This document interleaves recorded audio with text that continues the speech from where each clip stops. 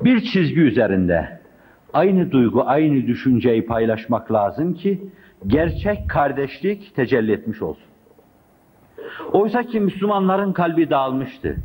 Birisi kendi meşrebadına, öbürü kendi meşrebadına, öbürü kendi mezakı adına, öbürü kendi mizacı adına, öbürü kendi hevesi adına, öbürü kendi hissi adına, öbürü fikir saydığı kendi hevası adına. Herkes bir şeyler istiyor, herkes bir şey adına Allah'a el kaldırıyordu. Böylesine dağınık kalplere Allah Celle Celaluhu bir cemaate teveccüh ediyor gibi teveccüh etmesi düşünülemezdi. Bu dağınık kalplere eğer bir teveccüh olacaksa, ferde teveccüh gibi olacaktı. Haşa, ibadetleri, taatleri zayi oluyor demek değildir, diyemem bunu. Demek bana düşmez. Demek saygısızlık olur. İmana saygısızlık olur. Ama katiyen cemaatle elde edilen şeyleri elde etmeleri mümkün değil. Fakat Allah yeniden bir şey lütfetti. Aynı duyguyu paylaşanlar, aynı düşünce etrafında birleşenler, aynı mücadele ruhuyla hareket edenler, birbirinin elemleriyle müteellim olanlar, lezzetleriyle mütelezziz olanlar, birine gelen acıyı diğeri aynen ruhunda yaşayan bu insanlar, ellerini kaldırıp dua ettikleri zaman kardeşlerin manasına diyor yani. İhvani veya ihveti dedikleri zaman aynı duygu, aynı düşünceyi paylaşan insanlar adına geçerli olacaktır.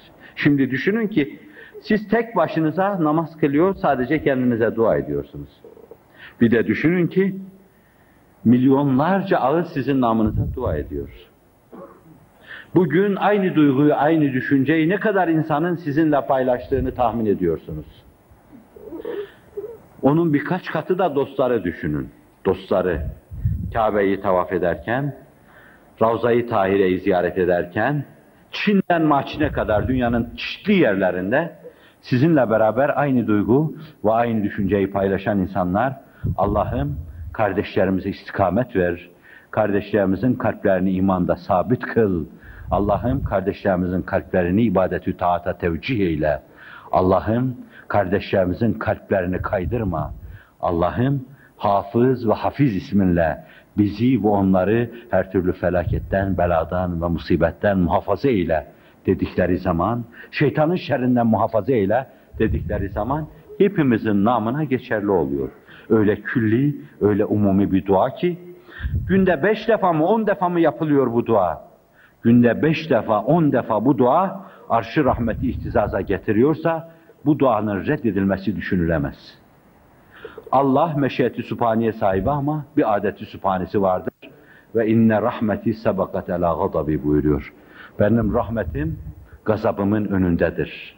İşte bu Allah Celle Celaluhu böyle külli bir duayı, külliyet kesbeden duayı reddetmesi katiyen düşünülemez. Öyleyse imanla kabre girmeyi, azıp sapmamayı, gulyabanilerin pençesine düşmemeyi, her sokak başında bizi bekleyen tehlikelerin öldürücü ağlarına yakalanmamayı arkadaşlar düşünüyorlarsa cemaat halinde yaşamayı çok iyi perçinlemeli, sinelerinde pekiştirmeli ve hatta şunu diyeyim, birbirlerine selahiyet vermeli, imkan vermeli ve demeliler ki, mesela dedim ben arkadaşlarıma, bu güzel hizmet böyle yürüdüğü sürece, ihtimal ki bir gün füyüzat hislerimle ben de sizin içinizden ayrılıp, canım gibi sevdiğim Mekke'ye, Medine'ye gidebilirim. O Mekke, o Medine ki, ilk defa Kâbetullah'tan içeriye girdiğim zaman, cennet kapıları açılsa, ora mı bura mı dedikleri zaman, ben burayı tercih ederim dedim. Bana o kadar cazip, o kadar büyüleyici gelmişti. Ve bunu söyledikten sonra dedim ki, eğer bir gün kendi füyüzat hislerimin esiri zebunu olarak ve belki de buradaki bazı sıkıntılardan ötürü, belki size gönül koyduğumdan ötürü, belki beklediğim bulamadığımdan ötürü, şeytanın daha başka desiselerinden, mekrinden, hilesinden ötürü, aldatmasından ötürü, sizin yanınızda bulunma gibi Allah'ın yanında bulunmanın, peygamberin yanında bulunmanın ifadesi olan bu maiyeti, bu refakati terk eder, oraya gidersem şayet ve sizler gelip benim yakamdan tutup sürüye sürüye beni buraya getirmezseniz, iki elim Allah huzurunda yakanızda olsun. Neden? Çünkü cemaattan ayrılıyorum. Çünkü o zaman ben kendimi öldüren bir ağa atmış olurum. Çünkü kendimi şeytanın ağına atmış olurum. Çünkü o zaman beni kurt yer. Çünkü o zaman bugün milyonlara ulaşmış dostuyla, taraftarıyla bir cemaatin ihveti deyip beni de içine aldıkları çok külli, çok umumi duadan kendimi mahrumiyete atmış olurum. İşte bu çok önemli bir meseledir. Öyleyse her bir yerleriniz arkadaşlarınıza Allah aşkına diyeyim, selahiyet verin. Başımızı salladığımız zaman, yaprak yaprak solduğumuz zaman, bakışımız bulandığı zaman elimizden tutsun bize desinler ki sana ne oluyor?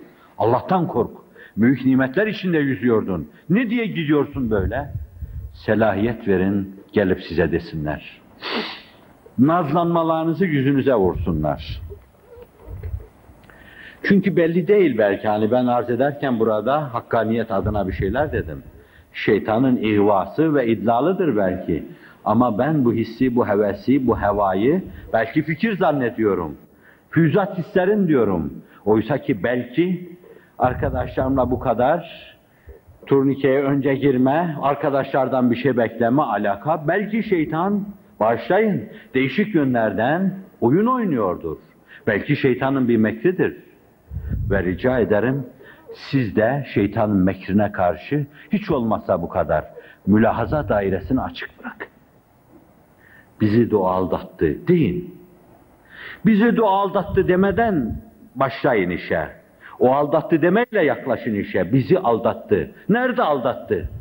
Henüz hizmet etme imkanı varken bir gün birdenbire nurdan bir merdiven uzandı. Bir de ne göreyim?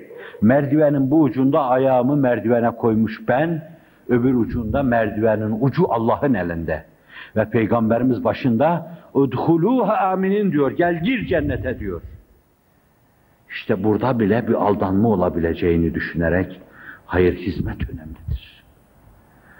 Sa'd ibn Muaz felsefesiyle, Allah'ım kolumdan kan kaybediyor, Allah'ım eğer son bir kere daha Peygamberinin yolunda bana mücadele imkanı vereceksen yaşat beni.